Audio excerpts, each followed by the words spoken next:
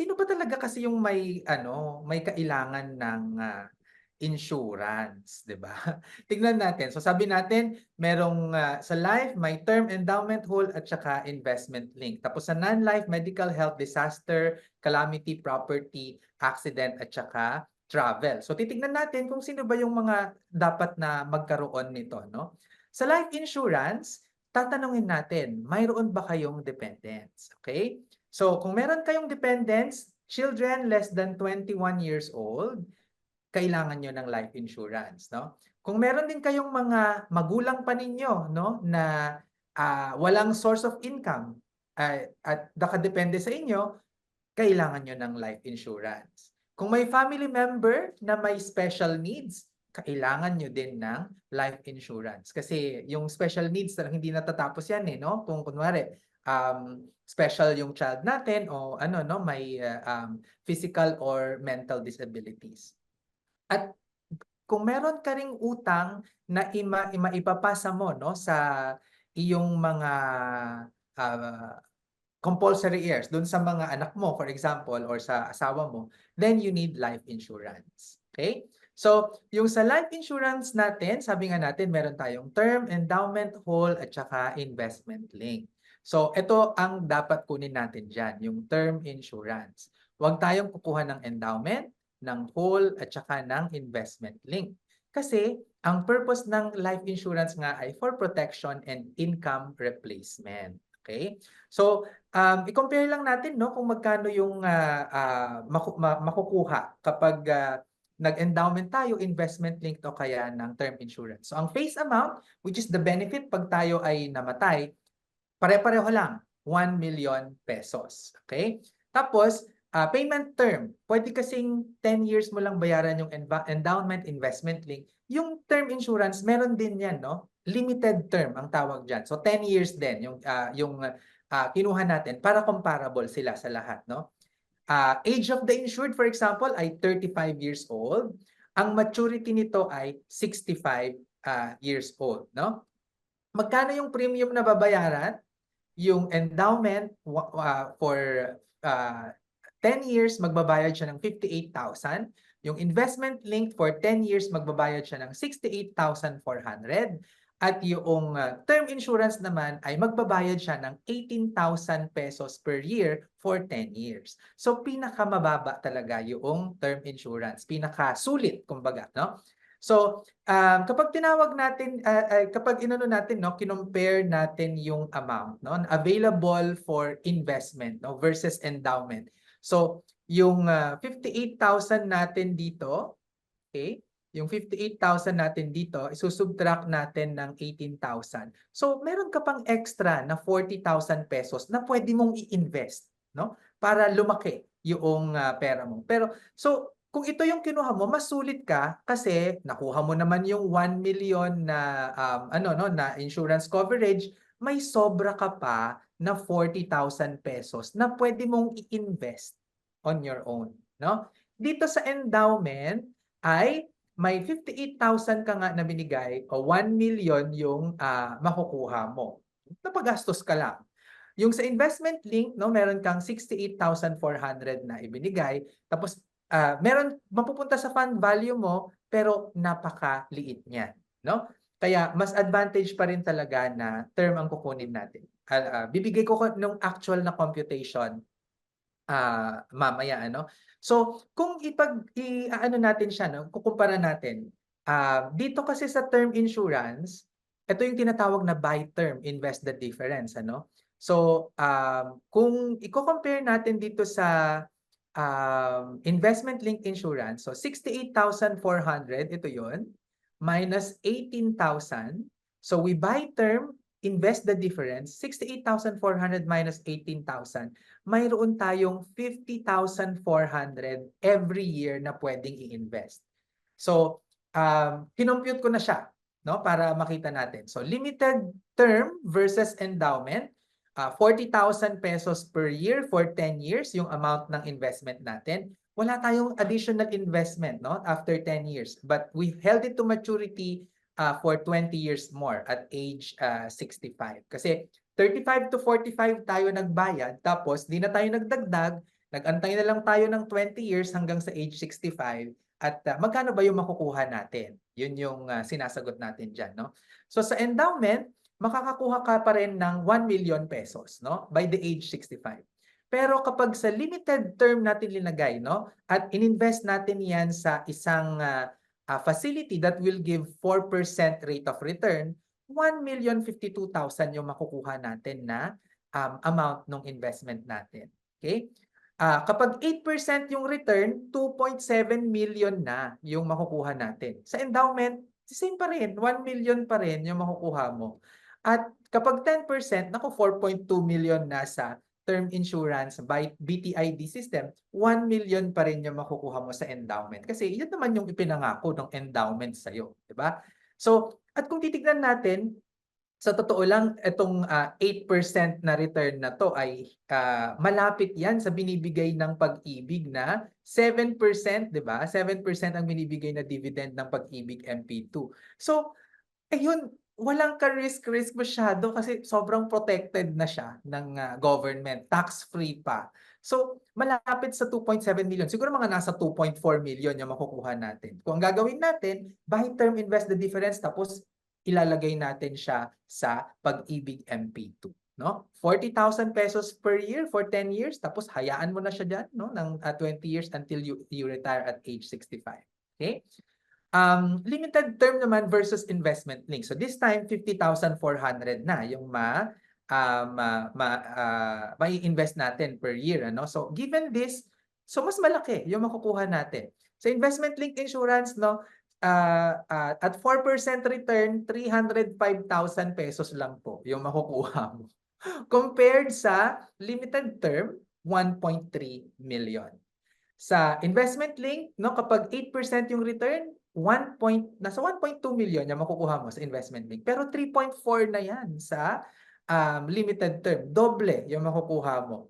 And 2.1 million kapag 10% ang return sa investment link, 5.4 million sa limited term. Kaya para sa akin talaga, mas maganda na gumawa tayo ng tinatawag na buy term, invest the difference. Ayan. Okay. Okay. So, yun, ano? Tapos, so sa non-life naman, yung ating mga medical, disaster, calamity, property, travel. So, sino ba? Sino ba yung dapat kumuha niyan? So, yung medical insurance natin, yung health insurance natin, ay actually lahat dapat yan eh. So, ang tatanungin natin, do you have PhilHealth? Ilang taon ka na ba? Does your company offer health benefits? Kasi ita-top up mo na lang kung meron yun, no? Does your family have history of critical illness? Kasi kung meron, kumuha ka, no? So sa medical health, kailangan natin yan lahat. Yung life insurance, hindi natin kailangan lahat. Pero yung medical or health insurance, kailangan natin lahat yan. Thankfully, meron tayong PhilHealth that gives us our universal healthcare. Pero alam natin na mahina pa ito, kailangan pa talagang i-improve. At siguro mga 10, 15 years feeling ko ay talagang gaganda na 'yan, no? Basta wag lang kukurakutin. Meron din naman tayong kaunti din na nakukuha sa Social Security natin kapag tayo ay nagkakasakit. So, ita-top up mo na lang ito, no? So mamaya sasagutin ko naman 'yon, no? Magkano yung kailangan? So, 'yun yung sasagutin natin sa next na session. Ngayon ay sino pa lang muna. Okay. Property insurance. Do you own your house? Do you own your car or Do you have a business? So sa disaster and calamity, ang sagot na naman dito ay everyone. Unfortunately, hindi tayo natutulungan masyado ng gobyerno for this one, yung sa disaster or calamity, merong Philippine Crop Insurance Corporation pero hindi pa rin siya ganoon ka advanced, no? So, yun. Ang property insurance naman for homeowners and for car owners. Ang accident insurance, this is also for everyone. Pwede natin yan kunin, no, with our term insurance. So, kunin na natin yung may accident component, yung term insurance na kukunin natin. Okay? Travel insurance, kapag tayo naman po ay business or leisure traveler. So, katulad ko, kami ni Edwin, we really travel a lot. So, kumuha na kami ng annual, no, na travel insurance na na binibili namin. Okay? Kasi lagi naman kami nagta-travel. Tapos kung kayo po ay OFW na bibisita sa Pilipinas, bumili po kayo ng travel insurance, no? Kasi may kwento ako niyan, may kaibigan ako na nagbakasyon siya sa Boracay. Bumili siya ng insurance, no, dun sa plane mismo sa PAL. Pagdating ng Boracay, after 2 days niya dun, oh my God, pumutok ang kanyang appendicitis. So kailangan siyang i-transport, ano? Covered ng travel insurance dahil on travel siya noon. Nung nandun siya sa sa ospital, na-discover na, oh my God, meron pala siyang tumor. Kaya pumutok yung appendicitis. Naoperahan pa yung tumor niya. Libre ang lahat, 'di ba? So ang happy, 'di ba? So, 'wag tayong manghihinayang sa mga gano'n din sa ang mga magulang ko gano'n din eh. Dahil 'pag nagta-travel sila dito sa Pilipinas, so kumukuha kami ng annual na insurance nila sa US, no. Tapos 'pag pupunta na sila sa US, kami naman yung bibili ng insurance dito sa Pilipinas para covered sila doon, no? So that's one technique, no, that you can use to be able to have that insurance. Okay. So yung term insurance natin, ito ay protection sa emergency, hindi siya investment. Okay? So buburahin talaga natin yun na investment ng insurance, no? For the specific period covered, lifetime it's not needed. So ang gagawin natin, buy term, invest the difference. Kung saan pinaghihiwalay natin ang pagbili ng life insurance at pag-i-invest para makaiwas tayo sa matataas na fees at commissions ng insurance company. So yung BTID, madalas nyo itong maririnig, no, sa insurance. Ang BTID, hindi po ito produkto na binibenta ng insurance company. Ito ay isang sistema o strategy para masulit yung pera natin sa pagbili ng insurance at pag-i-invest. Kung saan, separately binibili natin yung life insurance at separate tayo na nag-i-invest. BTID offers pure protection, mura ang premium, malaki ang benefit, at yearly renewable or limited pay. Yung po pwede natin na makuha dyan. Okay? So, yon. So, yung BTID dyan, dito yung pinakita ko kanina, no? So, kunwari dito, bumili ka ng term insurance which is 6,000 pesos. Hindi na siya limited term. Annual renewal na siya, no? So, magkano yung pwede mong ma-invest? So, by term, bibili ka ng 6,000 pesos na term insurance. Instead na bumili ng 58,000 na endowment, so meron ka ngayon 58,000 minus 6,000, meron ka ngayon 52,000 pesos na pang-invest. Yun yung invest the difference. O ganun din sa investment link. 68,400 yung VUL na babayaran mo sana, pero you did BTID. So bumili ka na lang ng 6,000 pesos. 68,400 minus 6,000 pesos, meron kang 60,400. 60,400 pala dapat yun. I-check ko na nga para i-check ko na nga para pag sinend sa inyo ni Flo ay maayos na, no? Okay. So, baka inisip nyo, mahal kasi yung insurance, ano? Ang insurance po ay murang-mura lang. Okay?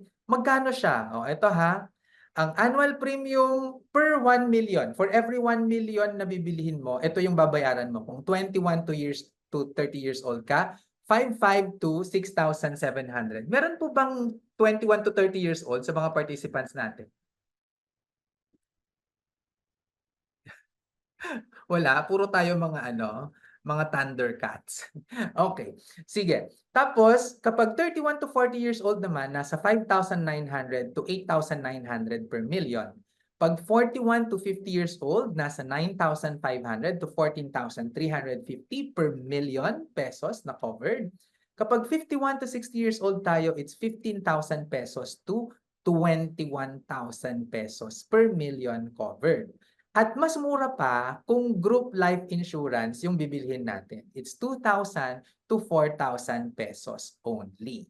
Okay? So para hindi na kayo mahirapan maghanap, kung ano ba yung mga term insurance na binibenta ng mga insurance company. Yan na po, i-screenshot nyo na, no? Or scan nyo na yung QR code na yan. bit.ly/term insurance PH.